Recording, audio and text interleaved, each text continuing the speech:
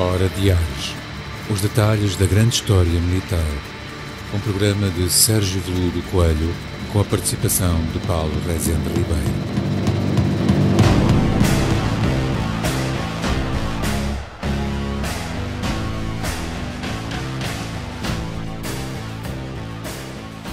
Ora lá, Paulo. Olá, Sérgio. Cá estamos mais uma vez. Novamente. É verdade. Uma meia hora, não sabe? Não. É hora, meia hora. O que é que diz um dia de nós mudarmos as nossas saudações, Paulo? Ou vamos continuar? Vamos continuar. Vamos continuar, está bem. Eu sou uma pessoa de hábitos. Sou uma pessoa de hábitos. É marca registada. É uma marca registada. Mas vamos falar da artilharia. Vamos falar da artilharia. É no contexto da evolução tecnológica. As pessoas, se calhar, interessa-lhes saber um pouco sobre estas questões, porque nós temos estado, na verdade, involuntariamente, nós temos estado a abordar a Revolução Industrial. Por um lado, quer dizer, se não é um grande detalhe da história militar, mas a Revolução Industrial é que vai despoltar todas estas evoluções, porque é possível fazer determinado tipo de material de guerra que não era possível fazer antes da Revolução Industrial. Da Revolução Industrial, ela já existe no período napoleónico, mas para outros efeitos, outros fins. Mas aqui estamos a falar do fabrico do material de guerra. E também a Revolução Industrial vai trazer também a evolução tecnológica que nós temos estado a abordar. Nós falámos sobre as espingardas, recordas? Espingardas. O revólver, que parece algo tão incipiente, mas que é importantíssimo. Temos um programa sobre a ferrovia. Eu acho que achamos.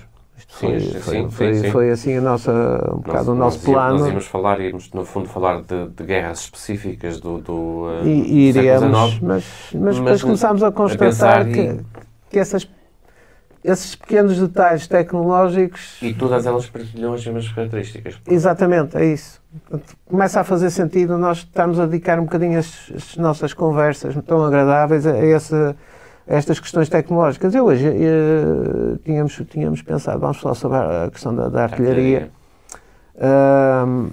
Obviamente que não vamos entrar aqui nas especificações técnicas da artilharia sobre se uma granada pode ir à troposfera ou não. É mais o que é que acontece com uma artilharia que vem desde o período napoleónico e que vai entrar porque a artilharia vai evoluir, não vai ao mesmo passo que a espingarda e o revólver, por vezes, sabe? Esta questão da artilharia que nós hoje abordamos, vamos ver, isto é passível de ser criticado, mas daquilo que nós temos lido. A evolução do armamento ligeiro processou-se a partir de 1830, eu recuo até 30, mas vamos para 40, 50, processou-se um bocadinho mais acelerado que na artilharia, porque foi considerado mais importante dotar a infantaria, digamos assim, embora não haja só infantaria, mas a nível das tropas que usam o armamento ligeiro, com os novos sistemas, recorda-se a percussão, o revólver. É um pouco o banco de ensaios para que esses sistemas possam ser passados para a evolução da artilharia. Porque nós temos guerras, conflitos, onde temos soldados ou tropas armadas com o state of the art das armas portáteis, com a arma de percussão ou até já de retrocarga, o caso prussiano, e volto a referir, porque é um caso claro, ou outros sistemas um pouco parecidos ou um pouco estranhos, como a Verln saxónica, que aqui é impossível explicar o funcionamento, e já falámos das espingardas anteriormente, mas quais são os primeiros passos? O que é que a artilharia envolve? Em termos de Revolução Industrial, a evolução da artilharia vai-se verificar sobretudo em quê? Nós até temos aqui esta pequena peça. A aparência de uma peça na segunda metade do século XIX não difere muito ao longe de uma peça napoleónica. Esta peça é inglesa, americana? Isto é uma réplica que o penso trouxe de Londres de uma peça de artilharia com o sistema Armstrong, que é um dos primeiros sistemas ensaiados para retrocarga. Exato. Eu olho para ela e ela remete-me para a Guerra Civil Americana, não sei porquê. Sim, porque terão chegado peças Armstrong à Guerra Civil Americana. A Guerra Civil Americana lá está, uma guerra um pouco híbrida, no sentido em que há peças de carregar à boca, da avancarga, ou antecarga, peças ou bocas de fogo, porque aqui o termo canhões é o termo geral, mas não, são bocas de fogo, peças, e das peças se distinguem várias tipologias. Talvez seja melhor dizer já isto. Isto é uma peça de tiro tenso, é uma boca de fogo, é uma peça de artilharia. Se houvesse aqui ao lado uma mais curta, mas com o eixo central e com uma ligeira inclinação, seria um obus, porque a peça faz um tiro tenso, a direito, apontado ao alvo. Normalmente, para esta época, à vista, com o alvo à vista. Tem sistemas de pontaria, mas o alvo ainda está dentro do alcance visual. Depois temos o obus, que faz o tiro curvo. Isso já vem de antes. Não é uma aquisição para a segunda metade do século XIX. Faz o tiro curvo para atingir alvos mais longe, ou não, mas dentro, por exemplo, de zonas fortificadas. O tiro tenso, por exemplo, não é muito útil para atingir zonas fortificadas, e continuamos a ter a arte da fortificação do século XIX. Aliás, na guerra entre a Dinamarca e a Prússia, os dinamarqueses constroem sistemas de trincheiras com muita semelhança daquilo que vai ser em 1914. Portanto, e usam artilharia de carregar pela boca. Enquanto que os prussianos, em 1864, já estão lá com os primeiros exemplares inventados pelo Sr. Krupp, as peças Krupp. Aqui o que é que vai evoluir? Ainda me falta referir outro sistema de armamento em artilharia, que é o morteiro. Aqui convirá a explicar que não estamos a falar do morteiro atual, que é o morteiro de infantaria, quer dizer, que é o tubo sob um tripé no qual se deixa cair a granada. Não. Distinguia-se do obus por duas razões. Isto de forma muito simples, porque a artilharia é muito complexa.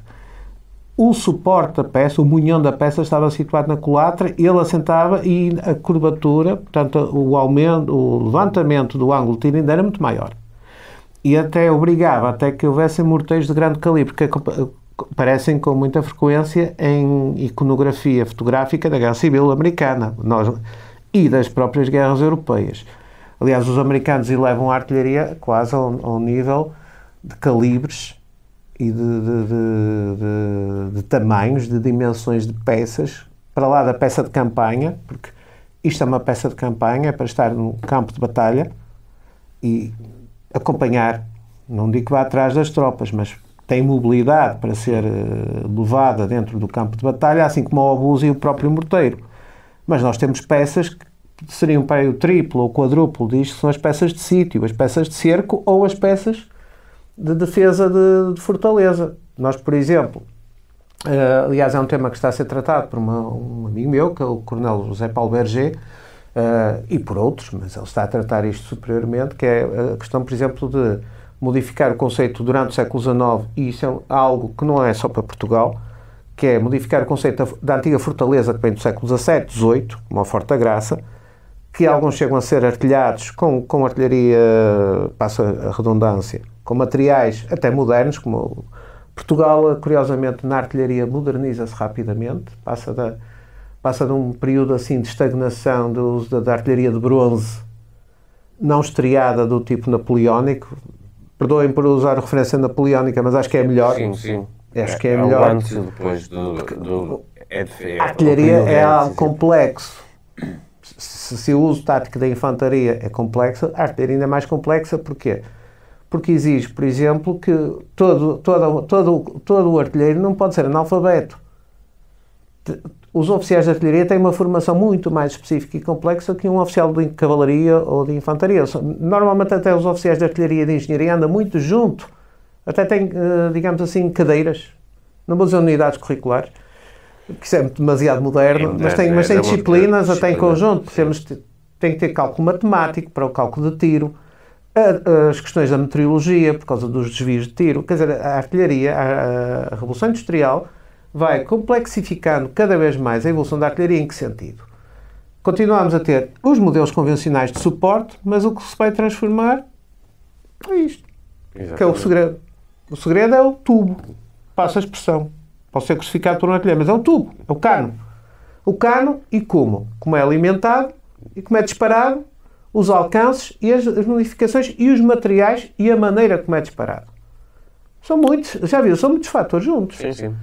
Porque, quando nós pensamos numa peça napoleónica que tinha um alcance de 400 a 900 metros, 1200 no máximo, dentro das peças de campanha, E mesmo as peças de fortaleza, 2.500 metros. E isto o que é que infere? 2.500 metros nós ainda temos a visão do alvo. Exatamente. E são peças de bronze ou ferro fundido. Normalmente o melhor é o bronze. Primeiro porque é fácil fundir, segundo, o bronze é macio. O bronze, e isso é uma dos nossos trunfos durante o século XIX, parece um retrocesso tecnológico e não é necessariamente assim. O uso do bronze. Do bronze. Nós tínhamos muita experiência a fazer o chamado bronze comprimido. E o bronze, o que é que nós pensamos sobre o bronze? O que é que o Paulo pensará sobre o bronze? Mas o bronze tem menos, não há um aço. Exato. Pois é, mas o aço não vem logo. Sim. Mas o ferro é mais frágil que o bronze, porque o ferro é duro, o ferro é rijo e por vezes o que é rijo parte, não expande. O bronze, curiosamente, o bom bronze para a artilharia é expansivo, é elástico, aguenta grandes cargas, expande e volta ao sítio, desde que seja bem fundido. Exatamente. Portanto, o bronze, por exemplo, não vai abandonar imediatamente os campos de batalha durante o século XIX. O que vai entrar são sistemas de disparo, por exemplo, o estreamento. Sim. O estreamento, que é estreado na espingarda de infantaria, vai ser usado na peça de artilharia. O que é que lá vamos começar logo por ter aí? A mudança do tipo de granada, ou bala rasa, ou munição, como lhe quisermos chamar. Porque vamos ter o mesmo problema. Qual era o problema que se colocou inicialmente no estreamento da espingarda? Que munição é que vamos ter que se agarra às estrias? E temos o Minié. Agora, que tipo de munição é que vamos ter para armas que vão ser estreadas para os tubos, portanto, para a tubagem da artilharia? Nós vamos ter algo que é logo de imediato. A mudança é passar da esfera para o cônico. A esfera não faz sentido. Não faz, porque não ganha, não agarra a estria, não é? Então vamos ter os exemplares mais conhecidos, são muito engraçados, passa a expressão, que são, portanto, granadas, para usar um termo correto, a partir desta altura o conceito da bala rasa maciça deixa de fazer sentido. Portanto, começa-se a usar a espolutagem e a granada com carga. Então temos umas granadas, imagina assim, a granada da artilharia, com uns pequenas saliências. Parecem umas saliências ao longo do seu trajeto. Depois poremos uma imagem que a granada era metida no cano, portanto, ainda era carregando pela boca. Portanto, o processo ainda é o mesmo, são precisos cerca de 6 a 11 homens para guarnecer uma peça. O estreamento das peças de artilharia é feito ainda no período em que as peças são carregadas pela boca. Exatamente, 1840, as experiências, aliás, até é de referir, lá está, o Portugal é um país de paradoxos. Em 1844, quando o Barão de Monte Pedral toma a direção do Arsenal Real de Lisboa, do Arsenal Real do Exército, uma das iniciativas do Barão de Monte Pedral é começar a fazer experiências de estreamento de peças. O que ele vai fazer é as experiências com peças mais antigas, porque se aquilo se estragasse, em termos de experiência, não trazia prejuízo. Ou seja, a peça de alma lisa continuava a ser o grosso, em 1840, das forças de artilharia, não só em Portugal, mas em boa parte da Europa, mas, por exemplo, na Alemanha. Mas o Barão de Monte Pedral, cá em Portugal, também faz as experiências. E na Alemanha começa a fazer também as experiências, e na França a fazer experiências, e na Inglaterra a fazer experiências, e na Bélgica a fazer experiências de estrear a artilharia. Temos todo tipo de estreamento. Temos desde as estrias que nós conhecemos, ou seja, abrir estrias no bronze, por vezes com uma máquina própria que fazia o tal dextrosum, e na artilharia são muito mais estrias que nas armas ligeiras. Chegamos a ter exemplares em que o cano, a alma do cano não é circular, mas é hexagonal. É um hexágono que vem até à boca e depois a granada entra no hexágono e vai rolando. Isto só tinha um pequeno problema. O artilheiro, o carregador, o que está com o soquete, tinha que fazer algum esforço, tinha que ter o cuidado ao introduzir depois da carga, porque são cargas separadas. Depois começam a aparecer as cargas em que a granada está acoplada ao saco de linho por uma espécie de uma corda de couro ou de seda, portanto, com vários materiais, para ter uma munição pronta a entrar, acelerar o processo. Ele tem que ter todo um cuidado de que aquele objeto se adapte às estrias. Mas o que é que se ganha logo ali? Precisão, aumento do alcance, ou seja, isto começa começa a interferir na visão clássica da artilharia, em que só temos os artilheiros, em parte eles estão a fazer o comandante de peça, o comandante de bateria, o oficial que comanda a bateria e toda a cadeia hierárquica que está por peça, estão a fazer pontaria a um corpo de exército bem na direção e é bom acertando o tiro, levantando ou baixando através de um sistema de rosca, mas de repente as peças passam a poder estar a bater alvos, inclusivamente as peças de tiro tenso, a bater alvos fora da vista. Isto vai criar o quê? Vai criar a necessidade de se ter... Se uma peça vai disparar mais longe, vamos ter que ter a necessidade de criar um outro meio, que é de fazer as pontarias para lá do horizonte, ou para lá do alcance visual. Pode não ser para lá do horizonte, mas para lá do alcance visual. Então passamos a ter os postos de controle de tiro. Ao ponto, e citando outra vez, até em conversa que tive ontem com o coronel José Paulo Berger, o uso de balão. Sim, dos balões, dos aerostatos. Nós falamos dos aerostatos, exatamente. Para quê? Para fazer subir o balão e ter a forma de comunicar para a força da artilharia que está em baixo onde é que se desloca o alvo, para depois, através de mapas, e está a ver já a exigência em geometria, em matemática. É necessário ter conhecimento. Ou seja, a artilharia, desde sempre, que foi uma arma sempre científica. Desde que foi inventada. Mas com a Revolução Industrial, ela torna-se definitivamente científica pela exigência que tem, não só pelo manuseamento e o disparo, mas pelos efeitos que quer provocar. Portanto, e se vamos ter estriamentos, qual é o problema do estriamento de uma arma de bronze? O gasto. O bronze é ótimo, expande, mas tem um índice de gasto, de desgaste rápido. E não me deixe acabar o programa sem falar sobre a tradicional...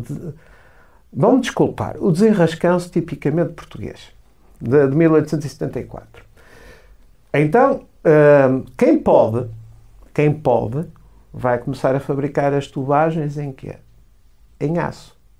Porque em ferro é muito difícil abrir extremamente em peças já feitas de ferro. O ferro não é um material muito bom de trabalhar, mas o aço já é.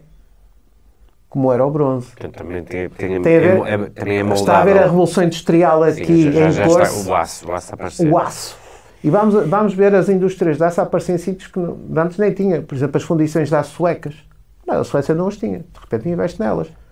O norte da Europa é forte na fundição do aço. Logo, fundições de aço no norte de França, porque vem o carvão que vem do norte para Calais, daquelas imensas carvoeiras que vêm alimentar as indústrias de armamento francesas, embora os franceses percam essa corrida na Guerra Franco-Prussiana, poderiam ter aproveitado essa corrida e não aproveitam porque vão para a Guerra Franco-Prussiana de 1870 com peças de bronze carregar pela boca, muitas delas de modelo antigo. Os franceses nessa guerra cometeram alguns erros. Estavam melhor preparados e... Não sei se estariam melhor preparados. Eles não estavam melhor preparados. Eu acho que os prussianos é que tinham uma capacidade de se adaptar e inovar que os franceses não tinham. Aliás, acaba por não ser simétrico, porque eu há bocado referia que a França tinha apresentado uma melhor arma de infantaria em 1870, mas a Prússia e depois a Alemanha apresenta-se em campo com peças de artilharia superiores. Isso marcou a diferença. Essa capacidade prussiana e alemã Agora, o desenvolvimento das peças é fascinante, que isto, um programa destes não chega, mas é fascinante a evolução da artilharia. E eu que fui de infantaria, tenho um certo fascínio pela evolução da artilharia, por tudo que envolve. Porque se eu estava a falar, estreámos as peças, depois, ok, vamos compensar o desgaste, o estreamento, com a utilização de novos materiais, o aço. E agora vamos aumentar o índice de eficiência. Então, como é que vamos aumentar o índice de eficiência? Começam-se a estudar as formas de carregar à retrocarga as peças. Porque se os prussianos já tinham uma arma de retrocarga para a infantaria e aparecem logo outras, porque o sistema de ferrolho vai ser copiado pela Europa toda, vamos ter sistemas experimentais. Os ingleses vêm com o sistema Armstrong, na década de 1860. Por acaso é esta peça que está aqui, que era um sistema muito, muito simples. Porque por vezes a simplicidade é que marca. Bastava fazer isto. Era uma culatra de parafuso. Exatamente. Era introduzida a carga. Isto está um pouco exagerado, porque é um brinquedo, não é? É um modelo. Era mais pequeno. Era introduzida a carga, ou seja, a primeira granada. Qual era a vantagem? É que a granada já não percorria o todo do cano para ficar colocada à culatra. Não. Era ao contrário. Bastava introduzir aqui, a culatra, portanto, começava aqui, a granada ficava aqui, era introduzida a carga propelente, era fechado, rodado. Eu acabei de carregar uma peça Armstrong, era colocado aqui um fulminante que fazia percutir, quase como um feixe de espingarda, era um martelo que percutia contra a carga e deflagrava. E começámos a ver também aquilo em terra, que define, que nós, penso que a maior parte das pessoas se apercebeu, que é percutir por cabo. Portanto, aquela visão napoleónica de chegar fogo à peça, que era preciso furar o saco de linho e chegar fogo à peça, coisa que não acontecia nos navios, mas não temos tempo para isso.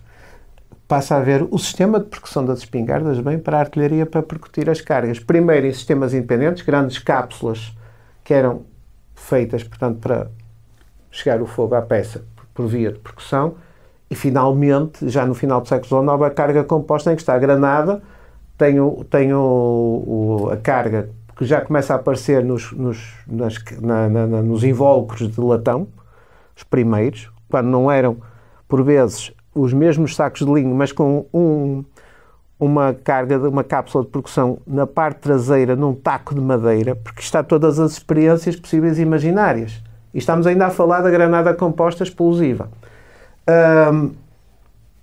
Portanto, ela é introduzida, é percutida, é voltado a abrir. Este dá um bocadinho de trabalho. Mas dá uma capacidade de fogo que as outras peças de carregar pela boca não têm. Este dá um bocadinho de trabalho que é preciso atarrachar. Entretanto, ali para os lados de Berlim, o Sr. Krupp, não sei se é Berlim, eu estou a dizer Prússia, o Sr. Krupp, que ainda hoje temos Krupp, mas são mais batedeiras que outra coisa, é material eletrodoméstico, que é Krupp. É Krupp, sim. É Krupp. Lembrem sempre que uma batedeira, deixando de uma peça de artilharia, a família Krupp começa a desenvolver a artilharia de aço, que vai fazer toda a diferença na Europa e vai ser copiada, com um tipo de culatra muito interessante. É peça de aço, estreamento, como eu falei, um bloco reforçado da culatra, em que a culatra, em vez de ser o parafuso no eixo, é o parafuso transversal. Não é a culatra deslizante, como muita gente tende a chamar, que ela desliza e volta a fechar. Não. É um parafuso atravessado, isto explicando da maneira mais simples possível, com uma manivela. Mas, por exemplo, o Armstrong obrigava a dar 2 ou 3 voltas para fechar, obturar a culatra. Esse parafuso não está aqui. Está aqui, aliás, se me permite, é fácil de exemplificar. Entra de lado. Esta pecinha, ainda bem que eu comprei isto. Entra lateralmente assim. E tem uma vantagem. A rosca que é feita só lhe permite... Basta fazer um quarto de volta e puxá-la atrás.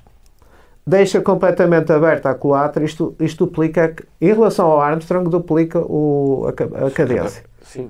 Não é? Duplica a cadência. Só um pequeno à parte. Curiosamente, apesar dos ingleses introduzirem a peça Armstrong, que é vendida para os Estados Unidos durante a Guerra Civil Americana, aparece lá. Sim, aparece. É uma peça... As peças Armstrong, as primeiras, nem são peças de campanha, são peças de sítio.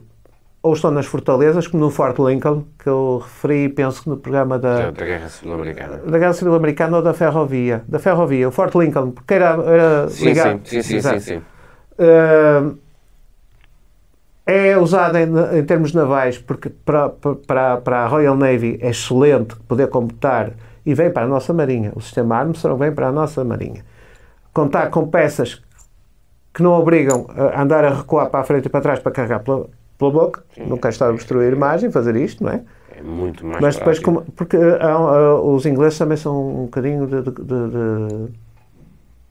Portanto, quer dizer, são um bocado entre o tradicional e o inovador. Nas guerras coloniais,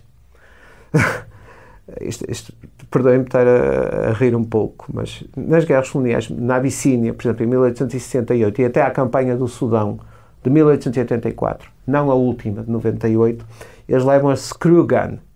A screw gun é uma arma de aço, mas de carregar pela boca. Mas tem uma vantagem. O que é que lhe chamam screw gun? Dá para desmontar a meio. Ela atarrachava, porque não era bem uma peça de montanha, mas desmontava toda. Eles praticamente desatarrachavam metade do cano. Isto porquê?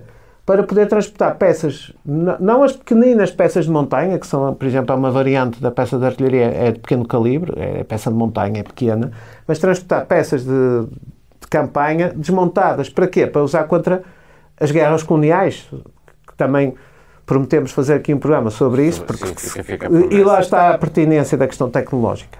Não é? Permitir trazer peças, por exemplo, de 9 libras para combater, por exemplo, os derviches no Sudão em 1884. A peça é carregar pela boca, ainda. Sim, mas a questão assimétrica aqui não é importante. Sim. Estão a defrontar os derviches. O que não quer dizer que seja que se vai mas pensar que os derviches do Sudão não tenham artilharia, que eles tinham adquirido artilharia. Adquiriram a quem? A Alemanha. Porque depois vem com muita surpresa detectar que nas posições dos derviches havia lá peças Krupp. A Alemanha aparece sempre... É curioso. É o tal xadrez estratégico. Quando nós falamos do pequeno detalhe do objeto e depois a importância que um objeto deste tem no contexto estratégico. Então, continuando rapidamente com a evolução, antes que o tempo se esgote, então já chegámos ao estreamento, já chegámos ao aço, já chegámos aos feixes de culatra, do qual eu ressalvei o Armstrong, e depois o obturador de meia volta da Krupp. Depois vão surgir as culatras deslizantes, portanto, que é a culatra de bloco que desliza, tipo Krupp, para o lado ou para baixo, que deixa visível a culatra. Então, nessa altura, começamos no final do século XIX a ter a granada composta, mesmo com o invólucro de latão, com a granada, com a espoleta e a cápsula de percussão à retaguarda do invólucro, em que rapidamente portanto, estas peças praticamente já existem no final do século XIX e início do século XX. São as peças que vão fazer a Primeira Guerra Mundial. É uma rapidez de tiro. O 75 francês, o 75 francês, do qual nós comprámos exemplares em 1904, tinha uma cadência de 10 a 12 tiros por minuto. Quando, 100 anos antes, 4 tiros por minuto e era muito, e já era começar a colocar em perigo a peça, porque alguém podia falhar o movimento e podia levar o braço bastava um pequeno erro. A artilharia antes disto não se podia cometer erros. Aqui também não se pode, mas pronto, era muito pouco seguro. Há uma margem de manobra diferente do que... Agora, esta evolução na artilharia vai ser há uma coisa que eu tenho que dizer. As peças de carregar pela boca, neste período intermédio, da década de 1850, 60 até 70, as peças de carregar pela boca que ainda subsistem, mas que já são feitas, por exemplo, em aço, não quer dizer que tenham perda de eficiência. Porque há peças de grande calibre, as tais columbíadas, que são em aço, fabricadas nos Estados Unidos, e que são usadas pelos dois lados, mas sobretudo pela União, porque a União é que tinha capacidade industrial para apresentar artilharia de cerco que os confederados nunca tiveram. Se a queriam, tinham que a importar. Nós temos, por exemplo, os americanos, a União, tinha desde o Napoleon Gun, que eram cópias de peças francesas, raiadas, mas ainda em bronze, e depois em ferro, e depois em aço. Tinha o Parrott, que tinha esta configuração, mas era de carregar pela boca, mas era aço estriado, e de repente começam a aparecer as peças Armstrong no inventário da União. E o que eles conseguem é extrapolar, por exemplo, para a Columbia. Da Columbia dá uma peça de 320 milímetros. É um calibre enorme. Aquilo parece uma enorme pera de aço. Aquilo onde é que se conseguia colocar? Em navios ou inclusivamente em vagões de caminho de ferro. Exatamente. E na Europa? Os dinamarqueses, por exemplo, ainda têm peças de carregar pela boca, mas de boa qualidade, mas os alemães apresentam-se, por exemplo, numa das batalhas da guerra dinamarquesa contra a Prússia, com barragens de peças Krupp. Quer dizer, enquanto as peças dinamarquesas faziam 2, 3 tiros por minuto, ao mesmo tempo estavam a cair uma chuva de granadas das Krupp, que ainda estavam no início. Em 1864 ainda são incipientes. Mas já faz completamente a diferença. O caso português... O desenrascanço. Vamos dizer o desenrascanço. É curioso. Levámos 20 anos a mudar um sistema de armas. De infantaria. Recorda-se. Pedreneira para a percussão foi... Eu não diria que foi uma vergonha, mas foi assim uma coisa tremenda. Mas em 1870, e repare como também a mudança dos governos, estamos no fontismo. E o fontismo é importante para o exército. Não há dúvida. Fazem-se os estudos para a aquisição de material aonde? De artilharia. À Krupp alemã. Apesar de já termos também material Armstrong para a Marinha, para as nossas caminhoneiras e para as corvetas, o exército opta pelo sistema Krupp.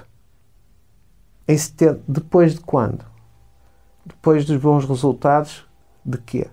Da Guerra Franco-Prussiana. É que a Guerra Franco-Prussiana foi a fortuna da família Krupp, porque foi ela que ganhou aos franceses, foi a peça Krupp, foi o sistema Krupp. Varreu o exército francês em Metz, etc, etc. Não vamos envolver agora a Guerra Franco-Prussiana, porque o tempo até já está curto. Então Portugal decide adquirir material de artilharia à Krupp, baterias de aço.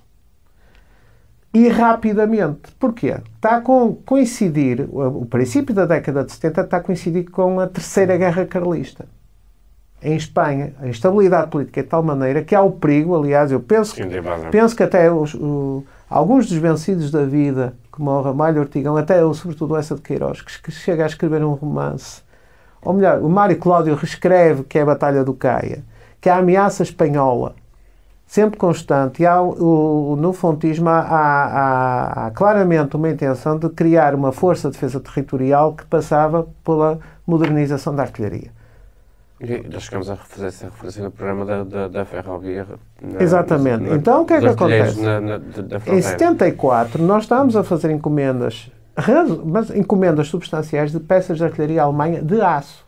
Várias baterias em vários calibres, 90 mm, ou melhor, vou utilizar a terminologia da artilharia, não da Marinha, peças de 9 cm, peças de 7,6, se não estou em erro, peças de 15 cm e peças até mais pesadas para a defesa de costa. Porquê? Porque vai-se começar a criar o conceito do campo entrincheirado. A fortaleza passa de moda e cria-se campos entrincheirados, por exemplo, o campo entrincheirado de Lisboa. Mas foi necessário, no Ministério da Guerra, naquela altura havia gente sensata, não estou aqui a querer dizer rigorosamente nada com isso. Não foi nenhuma piada, não foi piada. O Arsenal Real do Exército ainda produzia muito bom bronze comprimido. E então, qual foi? Agora veja bem, isto vamos ter que terminar. Veja bem qual foi o desenrascanço lusitano. Comprámos um sortido de baterias de artilharia de campanha e de sítio para defender o território, nomeadamente dos espanhóis, em aço, com as culatas Krupp, a tal de meia volta, o quarto de volta. E depois o que é que alguém se lembrou? Vamos copiar os canos de aço da Krupp em bronze. Vamos fundi-los no arsenal. E o que é que nós mandamos vir da Alemanha? As culatras, que é meramente um objeto deste tamanho em aço. E o Paulo poderia-me perguntar o desgaste das estrias. Sim. Não tem nada que saber. Porque por cada cano de aço, se calhar faz 5 ou 6 de bronze. Quando aquele... sabe quanto tempo demorava a mudar um cano? Meia hora. Exato. Era retirar o cano velho, pôr o cano novo e encaixar-lhe a culatra.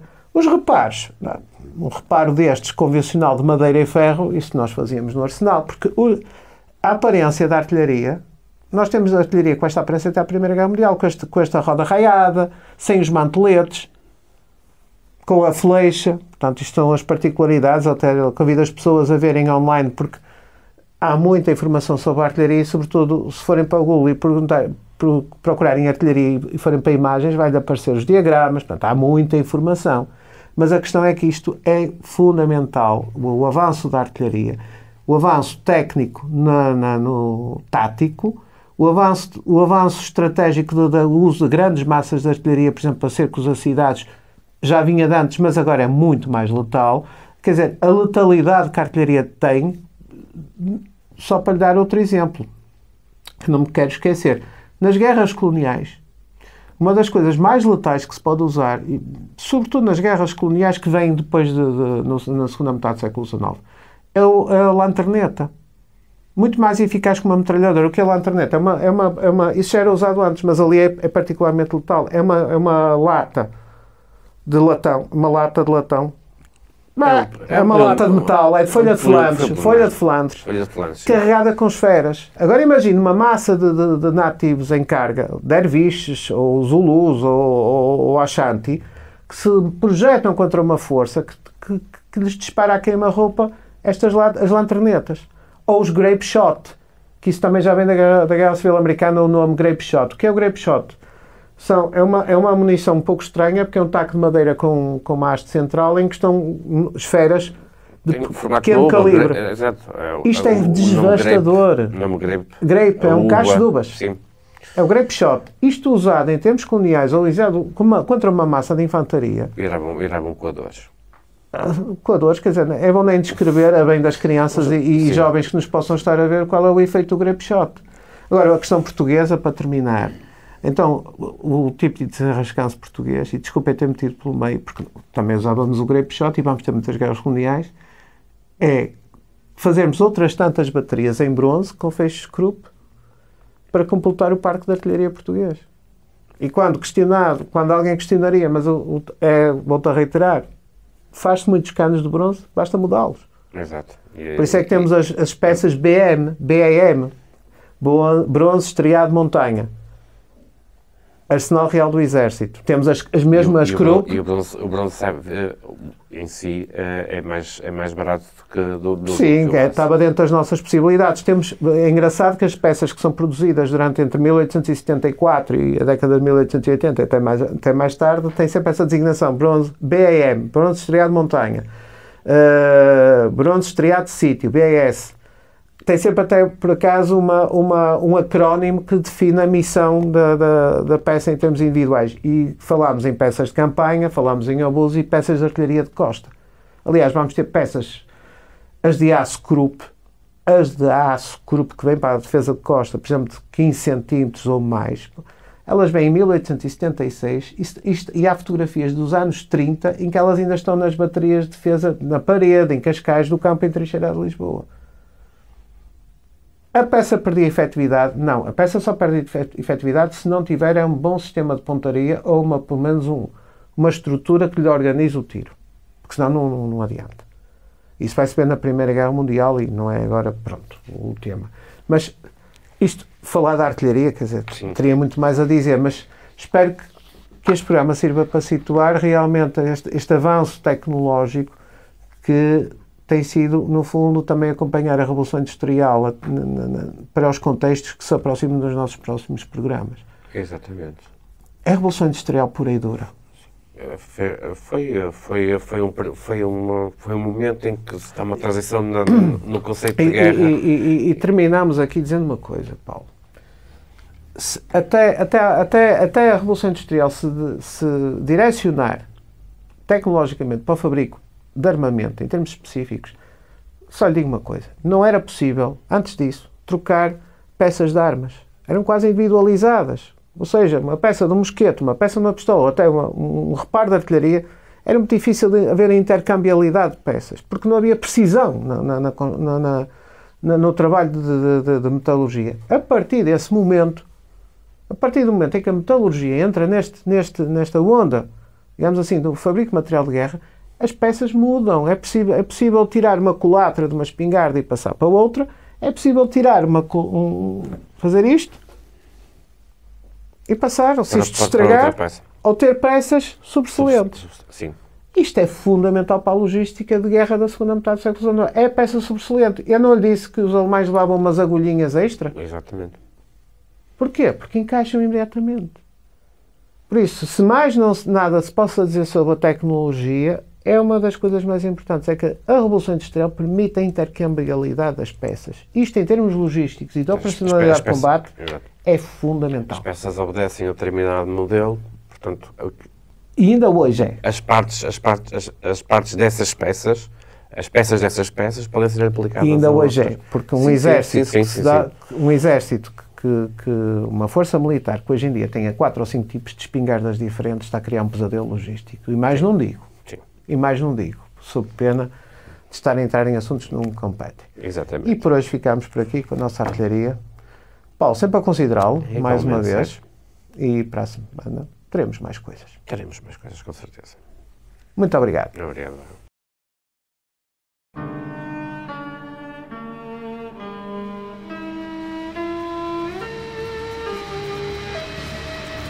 Hora de Ares. Os detalhes da grande história militar. Um programa de Sérgio Veludo Coelho, com a participação de Paulo Rezende Ribeiro.